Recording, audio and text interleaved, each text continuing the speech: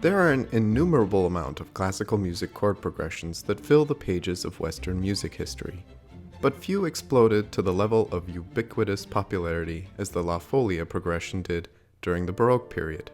Such was the popularity of this progression that almost every great Baroque composer worth talking about used it at some point or another. But this progression didn't remain in the Baroque period either, as its application extends up through the 20th century. So what is the La Folia progression, and where does it come from? Well, without going into the minutiae of it, the Folia was a type of folk dance and music specifically for festivals in Renaissance Portugal. Very little detailed information survives about this Portuguese festival music, and from what little first-hand accounts remain, it is described as loud, boisterous music performed by disguised street performers who carried young men in women's clothing on their shoulders and played tambourines and other instruments. Sounds very odd to me and probably explains the meaning of folia as being mad or empty-headed. These early folias were said to be similar in form and tempo to the Spanish seguidilla, which remains a popular folk dance in Spain to this very day. So if you're curious as to how the earliest folias might have sounded, it could very well have sounded like this.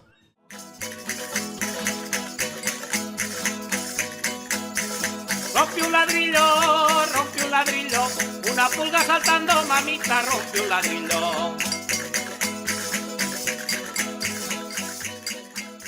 By the late Renaissance and early Baroque, the folia began evolving into something almost completely different, which was often the case with many Renaissance and Baroque dances, especially those that originated on the Iberian Peninsula.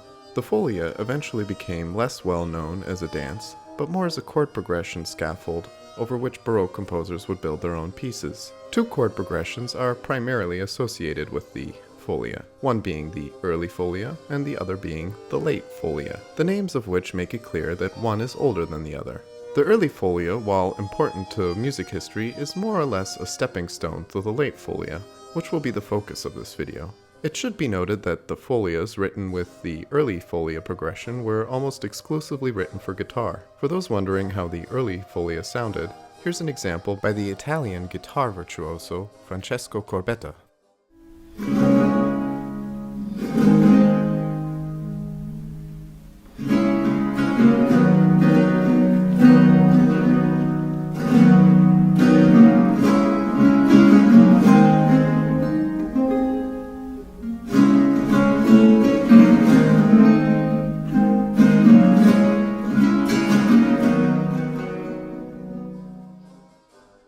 Folias that employed the early folia progression were often written in a minor key that was conducive to the guitar, such as G minor or D minor, but would also on occasion be written in major. This is different from the late folia progression, which is exclusively written in minor, and often in G minor. By the 1670s, the progression known as the late folia began to replace the early folia across Europe. The earliest known version of this progression seems to stem from an air for oboe by Jean-Baptiste Lully.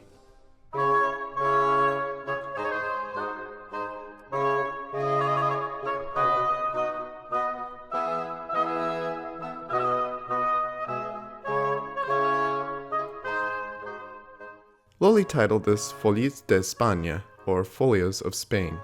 While La Folia is Portuguese in its origin, it is worth noting that the composers who brought the folia out of the Iberian Peninsula were often Spanish. While this progression is very similar to the early folia, its simpler and more streamlined structure of 8 bars with 4 chords enabled it to spread like wildfire across the European continent. So how did composers use the late folia progression? The most beloved application was to use the progression as the starting point for a series of variations, as seen in Handel's famous Sarabande,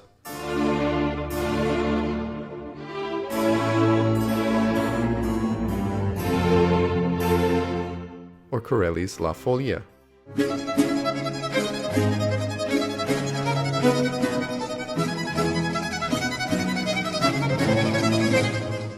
But the progression, while popular in instrumental music, also was adapted for vocal music, such as in Bach's Peasant Cantata.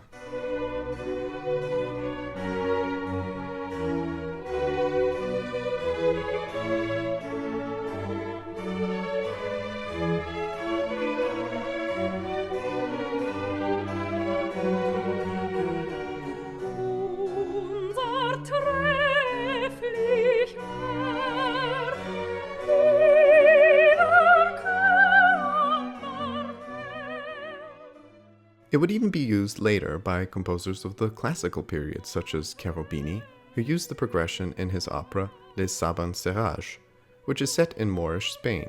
Here we can see how the Folia is often used to depict Spain, which will become a programmatic trope for this progression throughout Western music history. Another fantastic application of this progression during the classical period is found in Salieri's own Folia variations. I find this to be one of the best Folia works to study, as it shows the incredible versatility of this simple progression.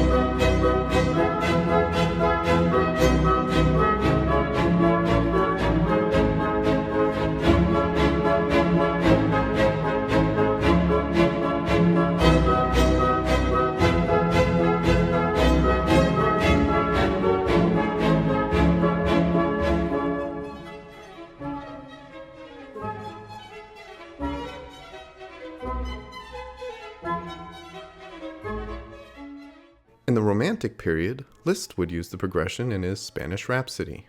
Rachmaninoff would even use the progressions in his variations on a theme by Corelli, which is based off of Corelli's Folia. And finally, and most recently, the progression is used by the electronic master himself, Vangelis, in his score to the 1992 film 1492, Conquest of Paradise.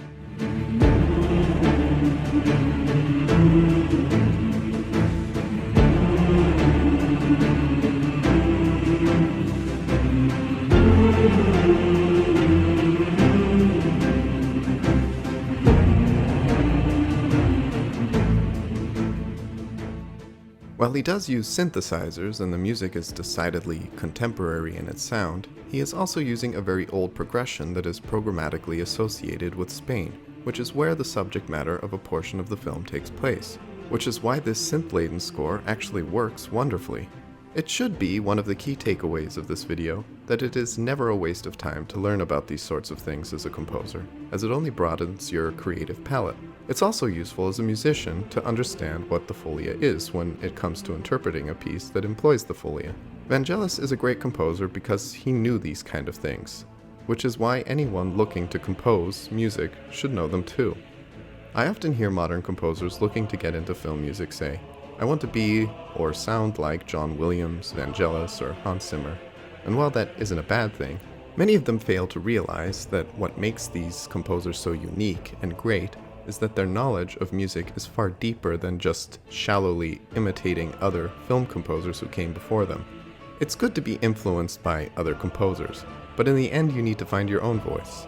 And the Folia is a wonderful case study in observing how great composers of the past 350 years put their own mark on a simple 8-bar progression composed of only 4 chords.